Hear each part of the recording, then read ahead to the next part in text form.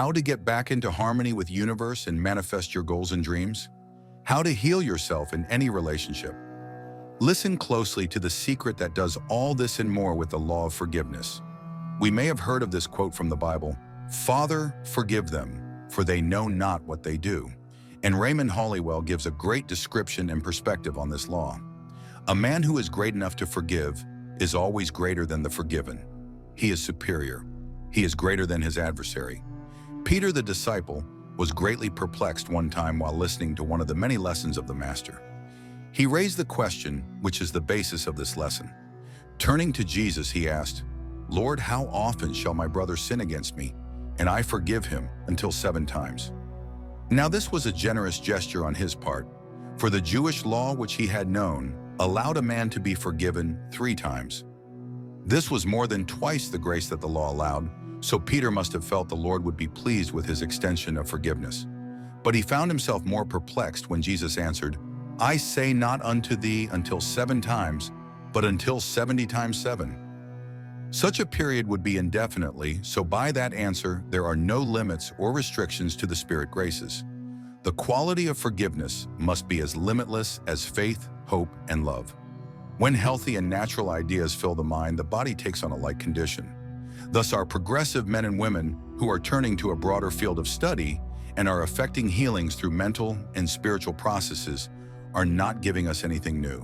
They are merely catching up with the facts of all the saints, sages, avatars, and masters, as well as the brightest scientists of our day. Jesus taught that the originating place of every act was in the mind. He said in brief that where there is lust in the heart, there is a sin, though the act may never be committed. At another place, he speaks of the origin of sin being in the mind first before the act is committed. For from within, he said, out of the heart of man proceed evil thoughts, adulteries, murders, thefts, deceit, blasphemy, pride, foolishness. All these evil things come from within, and they defile the man. Scientists accept the truth that the body of man is moved by the mind, that all its functioning is governed by a ruling thought, whether that thought is subjective or objective, whether it is conscious or unconscious.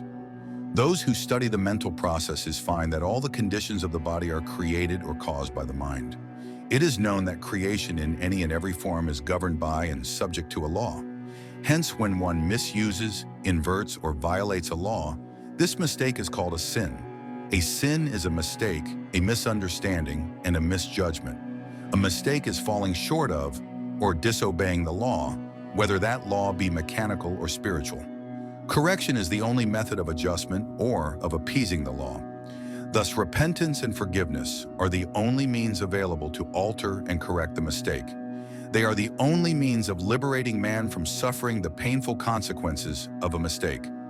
They are the only means that will enable him to become in accord or in harmony with the law.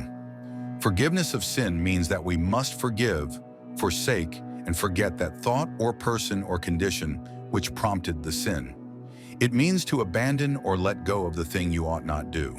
To abandon or release the wrong thoughts or idea is to be absolved and liberated from its sinful effects. Forgiveness is the first requirement which permits man to be in harmony with the law of his being. Scientists accept the truth that the body of man is moved by the mind, that all its functioning is governed by a ruling thought, whether that thought is subjective or objective, whether it is conscious or unconscious. Those who study the mental processes find that all the conditions of the body are created or caused by the mind. It is known that creation in any and every form is governed by and subject to a law. Hence, when one misuses, inverts, or violates a law, this mistake is called a sin. A sin is a mistake, a misunderstanding, and a misjudgment. A mistake is falling short of or disobeying the law, whether that law be mechanical or spiritual. Correction is the only method of adjustment or of appeasing the law. Thus, repentance and forgiveness are the only means available to alter and correct the mistake.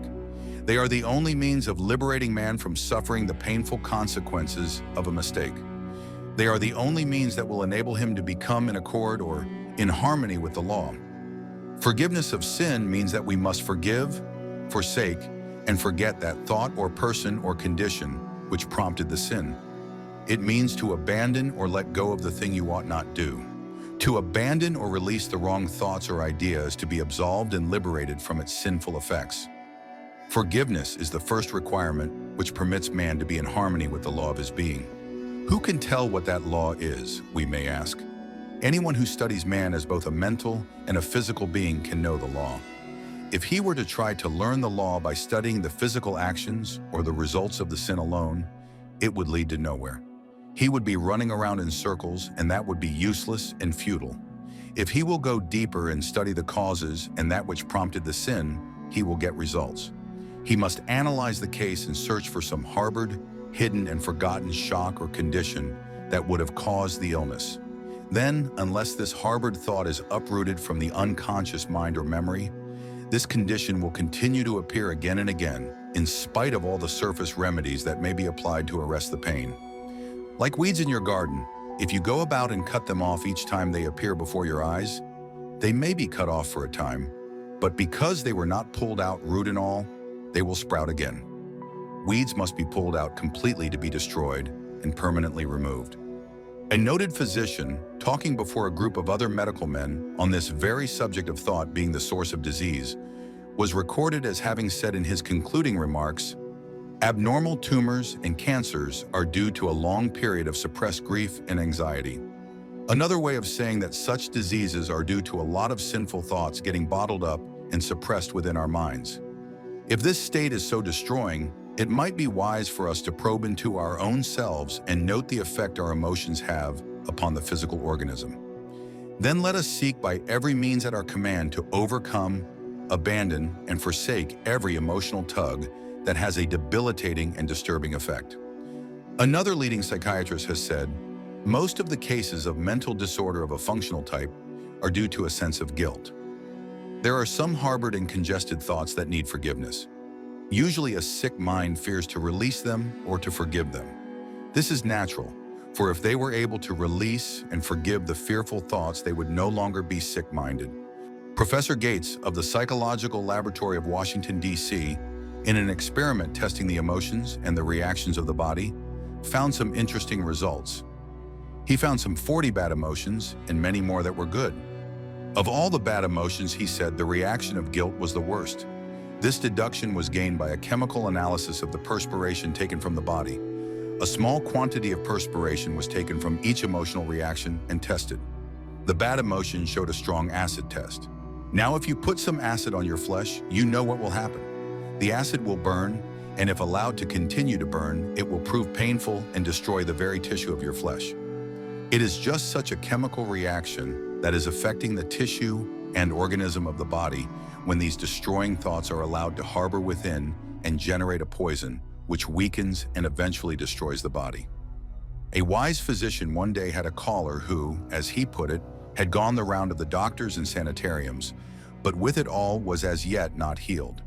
In fact, he was growing worse, and in addition to the original malady, he had an increasing condition of melancholia and with suicidal tendency. The physician, knowing that he had gone the rounds and had had medical care, decided to approach the case from a mental angle.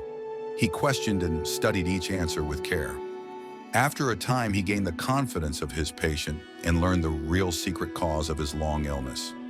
Many years before, this man and his brother were business partners, and the man had appropriated and lost some money that rightfully belonged to his brother. It was used in such a way that his brother could not have found this out even if he had investigated. They later severed business connections and he retired from that work. But, as he put it, he could never forgive himself for taking the money. He wanted to return it, but could not do so without the brother learning the truth. He said it was not the fear of legal punishment that tormented him so much, but the possible loss of his brother's affection. They had always been inseparable and devoted. It was for this reason that he feared to confess his guilt and make amends in whatever way he could. The physician explained that the thing to do was to relieve this hidden pressure. The only way to do it was to call on his brother and make a clean breast of the whole affair. The patient, not equal to the suggestion, went home to think it over. 3 days later, he called the physician, stating that he had spent 3 dreadful days and sleepless nights battling with himself and had decided to visit his brother. He was in such a mental state that he knew his brother's treatment, once he learned he was a thief, could be no worse than the misery he was suffering. He told his brother the story, and to his surprise, the brother threw his arms about him and rejoiced with him that it was cleared from his mind. It was a joyful time for them, for that cloud, the only cloud in their lives, had disappeared. The skies were clear again, and the restoration of the health of the patient was miraculous to those who did not understand what had been cleared away. If you hold in your mind that someone has wronged you or has treated you unjustly, you cannot be free from your wrongdoings or injustice so long as you hold that thought in your consciousness. Often people complain that they do not understand clearly or get the illumination of spirit as others have testified. You need only to search your memory to find the cause. If you do not get the understanding you expect, first search your mind for lurking, unforgiving thoughts that have been tucked away from your notice.